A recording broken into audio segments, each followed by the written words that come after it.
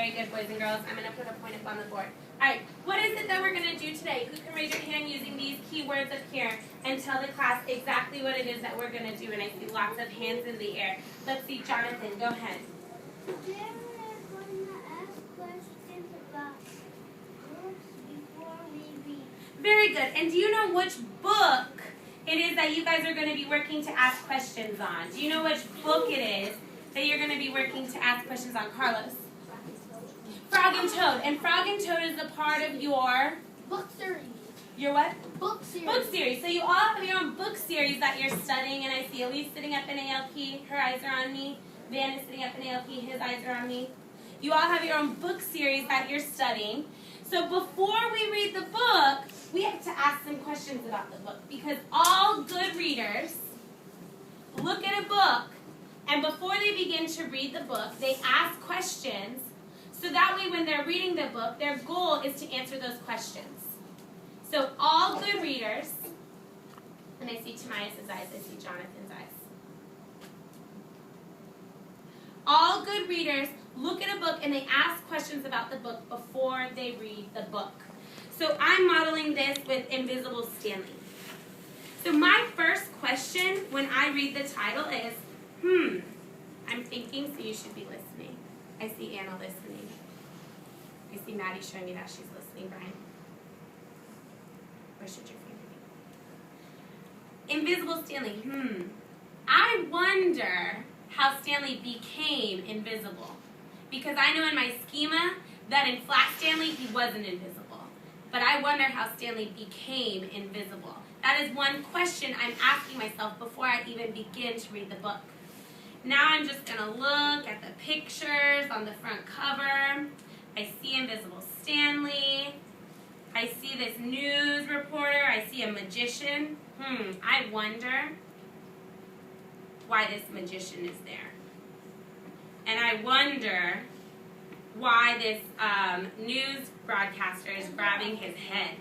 That looks kind of silly, right? So I already asked 3 questions to myself before I even opened up the book.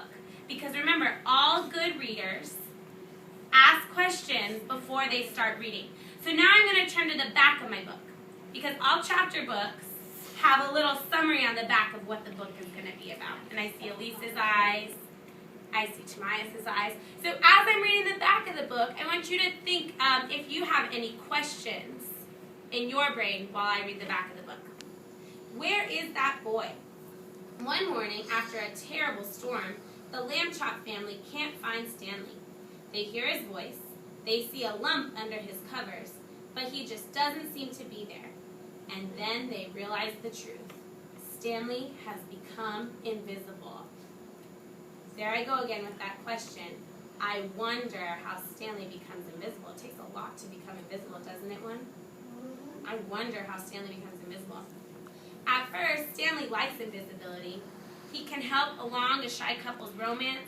He can make the world's most unusual television appearance. He can even fight crime and win. I wonder, I'm asking a question again. I wonder what they mean by the world's most unusual television appearance. Now I'm getting kind of excited to read the book because I want to know what he did on TV. That was so unusual about it. Do you guys know what the word unusual means? Yeah. Unusual means weird, like it's weird. So the world's most weird TV appearance. I wonder what he did on that TV appearance. Questions to themselves before they read the book. So that way you have something that you're reading for when you read. So why don't you guys, with your person that you turn and talk with, go ahead, using what I just read and taking a look at the front cover, come up with any questions that you have about this book before we start to read it.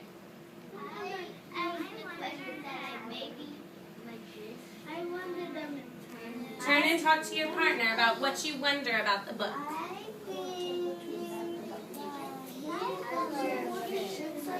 And I see Tobias and Juan turn their bodies to each other. Do you see that he's trying to talk to you? Can you turn your body?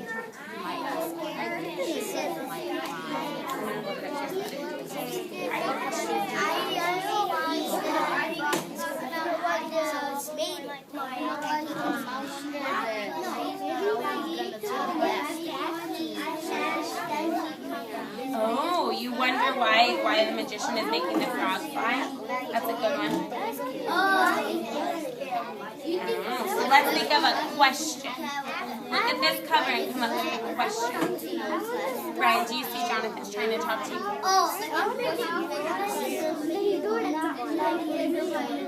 Yeah, how did Stanley become invisible? I bet we'll find that out right in the beginning of the book, right? They have to tell us how he became invisible.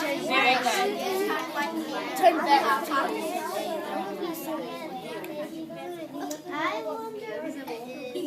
Oh, you wonder what's going to bring him back from invisibility, right?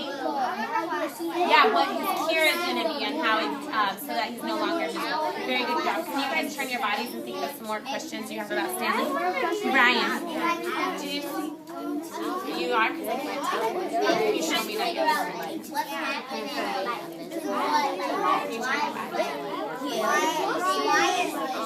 You wonder why the frog's flying? I wonder why the frog's flying too. That's a great question. Oh, so you're making a prediction? What's your prediction? That what do you think he did with it to get it like that? Oh, so you think that Invisible Stanley's holding the frog up in the air? Maybe, and I'm going to connect it. Maybe that has something to do with his unusual TV experience, right? Because it looks like he's holding a frog, and the TV broadcaster is like, where did this frog come from? That's why I wanted to say. Oh, it looks like he threw it in the air.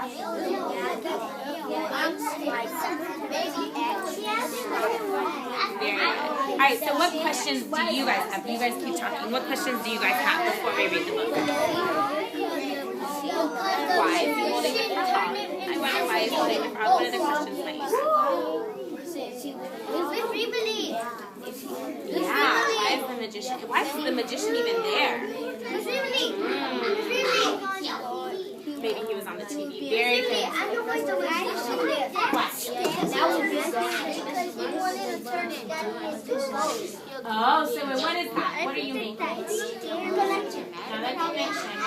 What are you making? If you're trying to guess what's happening next.